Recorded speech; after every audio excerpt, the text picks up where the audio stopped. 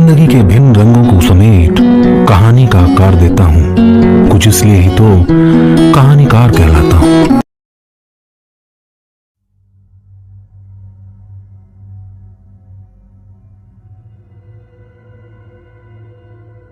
कनक की तेज सांसों की आवाज उस झोपड़ी में गूंज रही थी। उसने देखा कि कोई व्यक्ति मंकी कैप लगाए अपने दोनों हाथों से एक धारदार हथियार लेकर उसकी तरफ बढ़ रहा था और ये बड़बड़ा रहा था, साले आज नहीं छोड़ूंगा। बहुत दिनों से इंतजार कर रहा था, आज जाकर हाथ आया है। आज तेरी खैर नहीं। कनक इससे पहले खुद को संभालता वो शख्स उसके बाजू से निकल गया। उस शख्स ने झोपड़ी का दरवाजा खोला और बाहर की तरफ भाग गया। कनक अब पहले से ज्यादा भयभीत हो गया था। अब उसके समझ नहीं आ रहा था कि क्या करे। एक तरफ कुआं तो दूसरी तरफ खाई थी। वो वहीं बैठकर इंतजार करने लगा। थोड़ी देर में वो मंकी कैप पहने हुए शख्स अंदर आता है। आकर कनक को देखते ही कहता है, माफ कीजिएगा साहब, इस कुत्ते ने नाक में दम किया हुआ है। मेरे ना रहने पर मेरे झोपड़े में घुसकर गंदा करता है। ये अनजान लोगों के पीछे पड़कर उन्हें काटने को दौड़ता है। खुदा का शुक्र है कि आपको कुछ नहीं हुआ।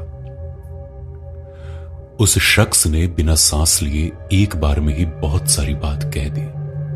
उसकी बातें सुनने के बाद कनक बोला, वो सब तो ठीक है, लेकिन ये बताओ तुमने उसे जान से तो नहीं मार दिया?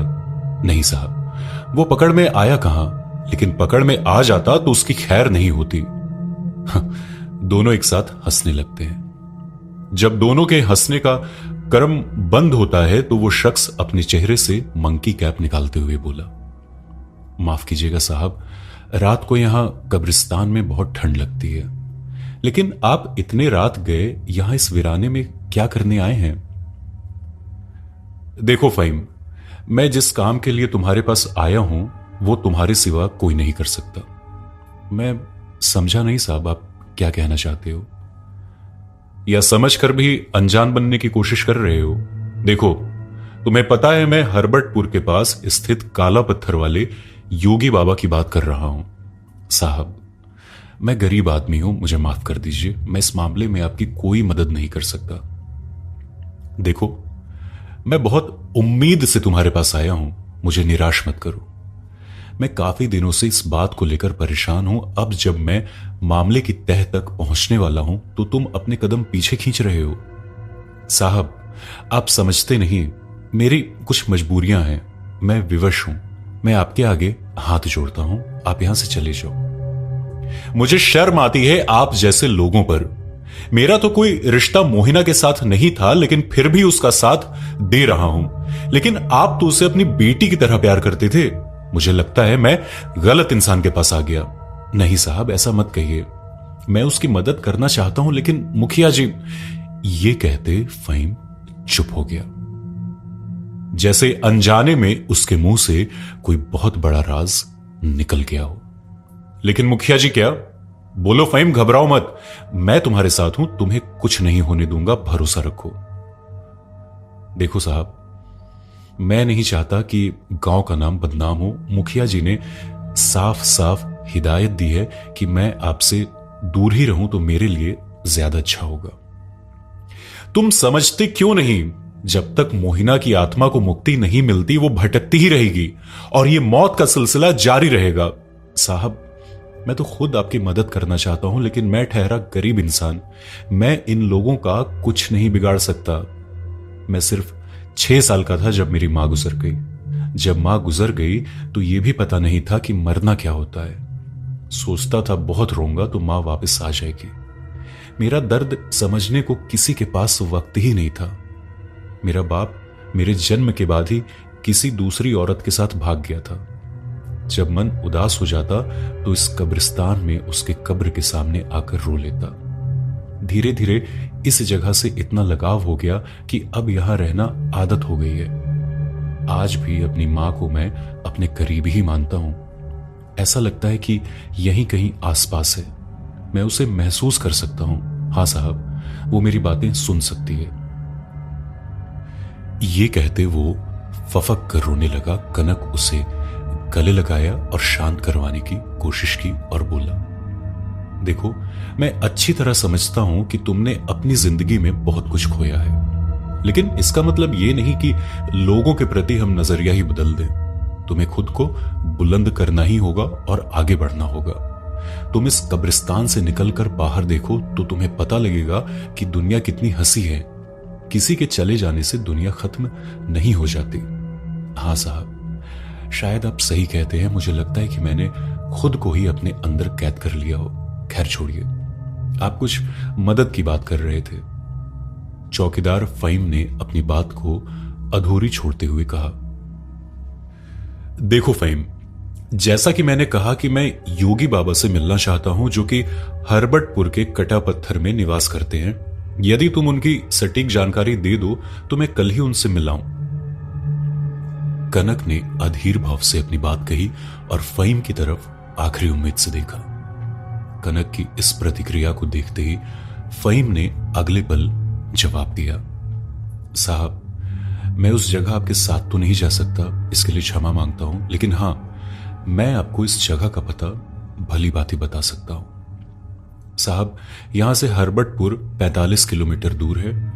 गणेशपुर से सुबह 6 बजे और दिन में 12:30 बजे बस जाती है, जो कि हरबटपुर तक जाती है, और फिर वही बस क्रमशः 12 बजे और शाम 6:30 बजे गणेशपुर के लिए वापस होती है। यदि आप अपनी गाड़ी से जा रहे हैं तो हरबटपुर में पंचायत भवन के पास गाड़ी खड़ी कर देना, क्योंकि वहां पंचायत भवन से दक्षिण दिशा की तरफ एक पगडंडी जाती है, जो कि पैदल आने जाने वाले लोगों के लिए ही है। वो बहुत ही संकरी है, जो आगे जाकर कहीं कहीं बहुत चौड़ी दिखाई देगी। वहां से लगभग 2 किलोमीटर की पथरीली रास्ते और चलने के बाद एक विशालकाय मैदान मिलेगा, जहां से खुला आसमान बहुत ही मनमोहक लगता है। उसी मैदान के दाईं तरफ मीठे पानी का झरना होगा, जो पत्थर के बने शिवलिंग पर गिरता है। ऊपर बढ़ने से पहले वहां शिवलिंग के दर्शन जरूर करें। कहते हैं उस शिवलिंग के दर्शन मात्र से सारे पाप मिट जाते हैं और आगे के कार्यों में सफलता मिलती है। उस रास्ते से आने जाने वाले राहगीर या गांव के निवासी बिना दर्शन किए नहीं गुजरते। उसी मैदान से 2 रास्ते विभाजित हो जाते हैं। बायां हाथ वाला रास्ता जौनसार की तरफ चला जाता है, जो कि अपनी काली जादू के लिए विख्यात है। भूल के भी उस तरफ रुख मत कर देना। कहते हैं कि वहां के लोग भटके हुए राहगीर या उनके इलाके में जो भी व्यक्ति प्रवेश कर जाता है, उसे अपने काले जादू के बल पर कुत्ते बिल्लियां बना लेते हैं, और यदि कोई दिखने में बेहद ही आकर्षक हुआ तो उसे अपने घर का जमाई बनाकर जिंदगी भर गुलाम बना लेते हैं। कनक ये सुनते ही हंस पड़ा और बोला, कैसी अनपढ़ों जैसी बातें करते हो फहीम मियां। भला इंसान को कुत्ते बिल्लियां बनाना इतना आसान है क्या? ये सब लोगों को डराकर अपना वर्चस्व कायम करने के लिए ऐसी बातें फैलाते हैं, जबकि हकीकत में इसका दूर दूर तक कोई लेना देना नहीं होता।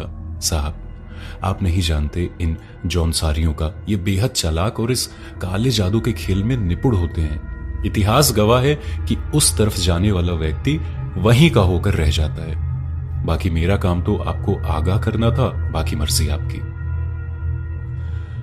चौकीदार ने कनक की तरफ मासूमियत भरी नजरों से देखते हुए कहा। चौकीदार की इस हरकत से कनक झेप गया और बोला, अरे ठीक है, मैं उस तरफ नहीं जाऊंगा। वैसे भी मुझे उन जौनसारियों से क्या लेना। तुम बताओ फिर वहां से आगे का रास्ता।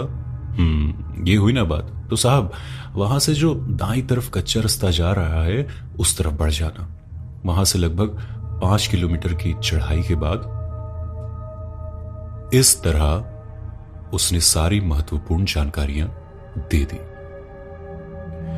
फहीम मियां, आपका बहुत बहुत धन्यवाद। मैं कल सुबह ही वहां के लिए निकलता हूं और जैसा भी आगे घटता है मैं वहां से आने के बाद जानकारी देता हूं। ये कहते कनक वहां से विदा ले लेता है। चौकीदार फहीम उसे कब्रिस्तान के गेट तक छोड़ने जाता है। कनक वापस अपने भैया के घर आ जाता है। उसकी नजर सामने दीवार पर पड़ी, जो रात के 10 बजने का इशारा कर रही थी। वो अपने कमरे में गया और लगभग 1 घंटे में कमरे से बाहर निकला। अरे ये कहां जा रहे हो? ये अचानक झोला उठाकर किधर चले? कनक की भाभी आराधना ने उसके बैग को थामते हुए कहा। भाभी, बहुत दिन हो गए हैं, कमरे का सामान भी पूरा अस्त व्यस्त हो गया होगा और मैं अब तो पूरी तरह ठीक हो गया हूं, ऑफिस भी जाने लगा हूं। कनक ने उत्तेजित होते हुए कहा। अरे जाने दो जनाब को, वो अपना भला बुरा सब समझता है। अंदर के कमरे से कनक के बड़े भैया निकलते हुए कहे। हाँ भाभी, और मैं आता जाता रहूंगा, हो सके तो कुछ दिनों बाद ही मैं यहां शिफ्ट हो जाऊंगा, अब तो जाने दो। ये कहते हुए कनक अपनी भाभी से बैग वापस लेकर चल पड़ता है। थोड़ी देर में ही वो अब अपने कमरे के अंदर था। सारा सामान बिखरा पड़ा था। खिड़की हमेशा की तरह खुली हुई थी, जिससे तेज तेज ठंडी हवाएं बह रही थी। कनक ने फटाफट वो खिड़की बंद की और वापस सोफे पर बैठ गया। उसने अपनी कलाई घुमाकर देखा तो घड़ी में ठीक 12:30 का वक्त हो चला था और कनक बेचैनी से कभी घड़ी तो कभी खिड़की तो कभी दरवाजे की तरफ बार बार देख रहा था, जैसे उसे किसी के आने का अंदेशा हो। आज गली के कुत्तों का भी शोर बंद था, उनका कोई अता पता नहीं था। सारे ख्यालों को दिमाग से झटक कर उठ खड़ा हुआ और टेबल के कोने में पड़ी लाइटर को उठाते हुए दराज से गोल्ड फ्लैग के डिब्बे से एक सिगरेट निकालते हुए अपने मुंह में रखकर जला लेता है। वो अब तक 4 सिगरेट पी चुका था और कमरे में बेचैनी से चक्कर लगा रहा था। उसने कई बार खिड़की से बाहर भी देखा, पर उसे वो अनजान लड़की तो दूर की बात, कोई भी नजर नहीं आ रहा था। मौसम सर्द होता जा रहा था, पर कनक को इसकी जरा भी परवाह नहीं थी। पता नहीं उसके दिमाग में क्या खिचड़ी पक रही थी। टेबल के कोने में बोतल को देखकर कनक के अंदर उत्साह भर गया। वो बाथरूम पहुंचा और मुंह पर ठंडे पानी के छींटे दिए। मुंह हाथ साफ करके सोफे पर आ बैठा। कनक की आंखें सुर्ख लाल हो चुकी थीं, लेकिन ठंडे पानी के एहसास से वो अब अपने आप को हल्का और तरोताजा महसूस कर रहा था। उसने आओ देखा न ताओ जल्दी से 2 बड़े पेग गले से नीचे उतार लिए। उसके दिल को अजीब सा सुकून महसूस हुआ, मगर वो कब्रिस्तान वाला एहसास रह रहकर अब भी उसके दिमाग पर यह मंडरा रहा था। क्या वाकई में जब फहीम से मिलने गया, कब्रिस्तान गया था, तो मेरा पीछा कुत्ता ही कर रहा था या कुछ और था? यदि कुत्ता होता तो वो रुक रुक कर मेरा पीछा करने की जगह अचानक फुर्ती से आकर झपट पड़ता। कहीं फहीम मुझसे कुछ छिपाने की कोशिश तो नहीं कर रहा? वो साथ जाने से क्यों मना कर रहा है? अब परिणाम चाहे कुछ भी हो, अब तो इस कुत्ते को सुलझा कर ही रहूंगा। ये सोचते सोचते कनक ने तीसरा पैग ग्लास में डाला और इस बार बिना सोडे के साथ ही गटक गया। नाक सिकोड़ते हुए कुछ देर सुस्ताने के ख्याल से वापस सोफे पर आ बैठा। कुछ देर बैठे रहने के बाद उसके दिमाग पर इसका असर छाने लगा। तभी अचानक दरवाजे पर दस्तक हुई। ओह, इस वक्त कौन हो सकता है? कहीं ये मोहिना की आत्मा तो नहीं? नहीं नहीं, वो भला इस वक्त क्या करने आएगी? मुझे खुद को संभालना होगा। खुद से बड़बड़ाते हुए सोफे से कनक उठता है और दीवार का सहारा लेते हुए दरवाजे की तरफ बढ़ता है। वो जैसे ही दरवाजे के समीप पहुंचता है कि संतुलन खो देने की वजह से धड़ाम से गिर पड़ता है। उसका सिर दरवाजे से टकरा जाता है। इस तरह दरवाजे पर खोपड़ी टकराने से बहुत जोर की आवाज आती है और दरवाजे की कुंडी अपने आप खुल जाती है।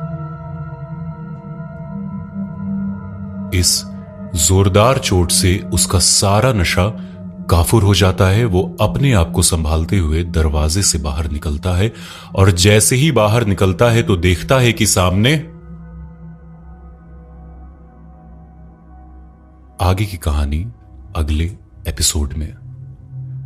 तो क्या लगता है आपको कि अब कौन आया है, कौन है उसके सामने? नीचे कमेंट सेक्शन में अपने नाम के साथ मुझे जरूर बताएं। सुनते रहिए कब्रिस्तान वाली चुड़ैल।